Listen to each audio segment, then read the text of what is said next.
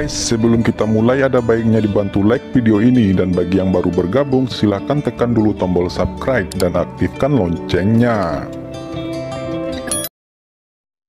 Rosario Buddha ajaib dibuat oleh nenek moyang dinasti Yuan, yang menggunakan metode rahasia para dewa untuk membunuh banyak biksu Buddha dan menggunakan esensi dari mayat mereka. Pada saat yang sama, mereka mengubah cahaya Buddha yang mereka praktikkan menjadi cahaya ajaib. Yang disebut letakkan pisau daging dan jadilah Buddha di tanah. Semakin dalam Anda memasuki iblis, semakin dalam Anda memasuki Buddha.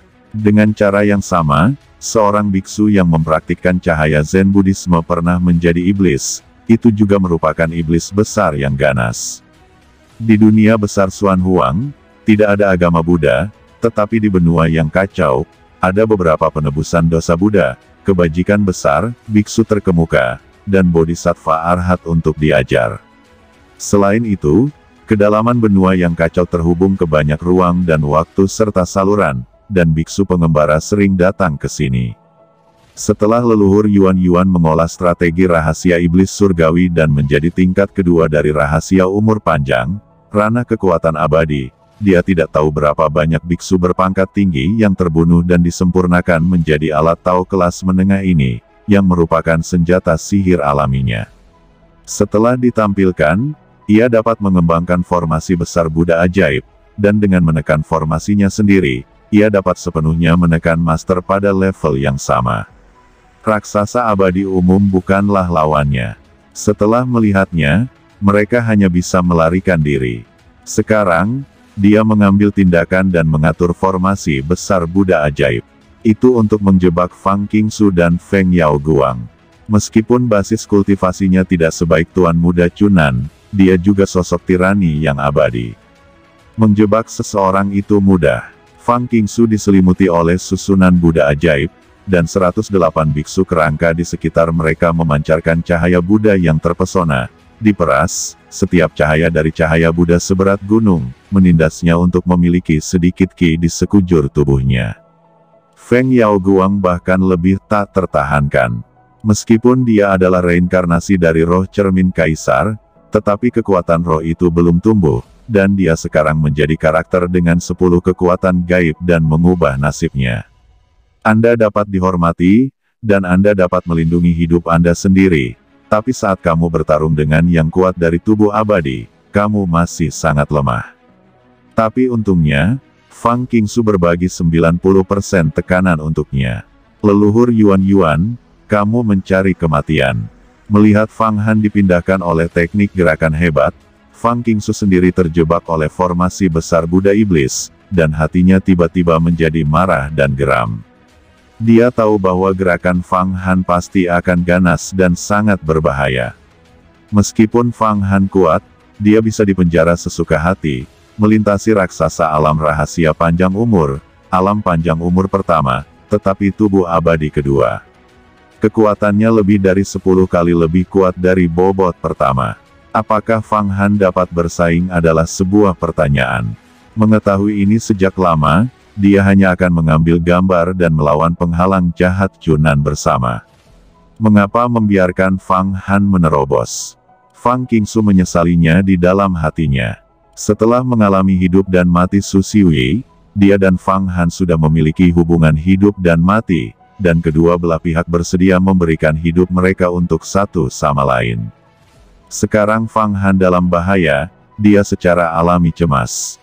Tembakannya adalah fatalisme kecil yang telah dia persiapkan, dan dia bernyanyi, kekuatan takdir, tidak ada yang mendesak, waktu yang kekal dan waktu yang bergelombang sebanding dengan kekuatan takdir. Atas nama takdir, hancur. Kata Fang Qingsu. Lingkaran kekuatan tak terlihat terpancar dari jari-jarinya, dan cahaya ajaib dari susunan Buddha ajaib runtuh dan hancur. Semua 108 Buddha iblis menjerit, dan darah menetes dari tulang-tulang tubuh mereka. Berdengung di tengah jeritan, semua Buddha setan runtuh, sekali lagi berubah menjadi tengkorak seukuran jari, berubah menjadi lingkaran manik-manik Rosario, dan kembali ke pergelangan tangan Patriark Yuan. Taoisme macam apa ini? Senjata ajaib takdirku, kata leluhur Yuan mengguncang seluruh tubuhnya, Wajahnya menunjukkan ekspresi yang sulit dipercaya. Rosario Buddha ajaib di pergelangan tangannya memiliki retakan di masing-masingnya. Arai, spiritualitas rusak. Tidak tahu berapa banyak waktu dan tenaga yang diperlukan untuk memperbaikinya nanti. Dia tidak percaya bahwa artefak Tao kelas menengahnya bisa dihancurkan sekaligus. Taoisme macam apa lawannya? Apa kekuatannya? Namun, ia bukanlah lampu hemat bahan bakar. Saat ini, dia membalik telapak tangannya ke belakang, bercampur dengan amarahnya sendiri. Dia memang sangat marah, alat kelahirannya telah rusak, dan hanya sedikit orang yang tidak marah. Oleh karena itu, pada saat telapak tangan dikorbankan, dia menggunakan teknik pemotongan besar dan teknik keruntuhan besar yang tercatat dalam rencana rahasia iblis. Pada saat yang sama, dia juga memadatkan vitalitasnya sendiri menjadi bola, menggedor, dan tubuhnya berserakan. Berubah menjadi banyak bayangan ajaib, disusun menjadi susunan 10.000 iblis menelan matahari, untuk benar-benar bersaing dengan Fang Qingsu. Dia telah berkultivasi menjadi tubuh abadi untuk waktu yang lama. Dia memiliki keterampilan dan kekuatan yang mendalam, dan telah bekerja keras untuk mempraktikkan metode rahasia iblis. Sekarang dia setara dengan dewa iblis yang sangat kuat. Keterampilan destruktif yang dia tunjukkan cukup untuk membakar gunung dan merebus laut serta menghancurkan bumi. Kekuatan pemotongan dan keruntuhan menyelimuti Fang Qingsu dan Feng Yao Guang, dan barisan besar iblis yang menelan matahari, yang diwujudkan oleh leluhur, diselimuti oleh nyala api yang mengamuk, menunjukkan warna gelap, seolah-olah berminyak. Jenis nyala api ini disebut api neraka hitam iblis. Dengan kekuatan takdir, stabilkan ruang dan waktu. Takdir adalah hukum, takdir adalah stabilitas, takdir adalah ketertiban, dan takdir adalah hukum. Siapapun yang melanggar aturan takdir harus menderita pembalasan takdir.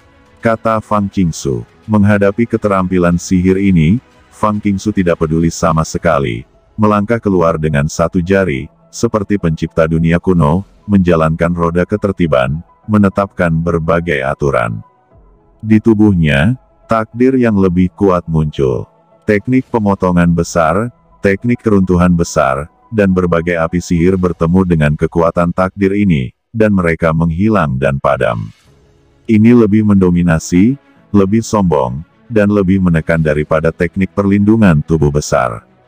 Api ajaib yang ditampilkan oleh leluhur Yuan padam satu demi satu, dan tubuhnya, seolah digigit ular, menyusut di sekujur tubuhnya, berubah menjadi pelangi hitam panjang, terbang menuju langit, dan dalam sekejap mata, itu kental lagi.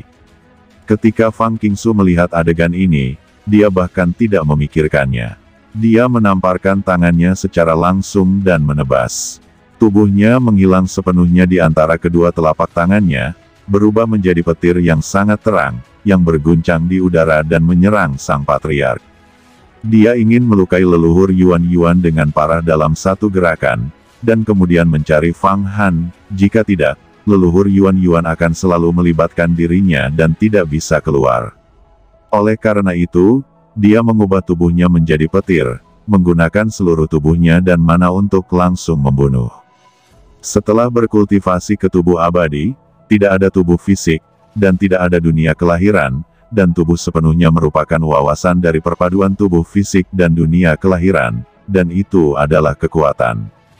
Karena itu, ia dapat menampung kekuatan tak terbatas, dan penguasa tubuh abadi adalah kekuatan ratusan juta kuda yang berlari kencang di setiap belokan. Pukulan Fang Qingsu saat ini telah menggunakan 1 miliar kuda yang berlari kencang.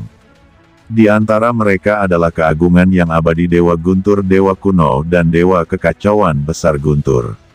Ibu listrik kuno, dengan kekuatan guntur dan pembunuhan. Kekuatan sihir Fang Qingsu baru saja dihancurkan oleh Yuan, dan tubuhnya sudah terluka. Namun, dia abadi. Bahkan jika dia dipotong menjadi debu, dia masih bisa beregenerasi. Vitalitas yang hilang bersirkulasi sedikit, dan setelah meminum beberapa pil, dia juga pulih.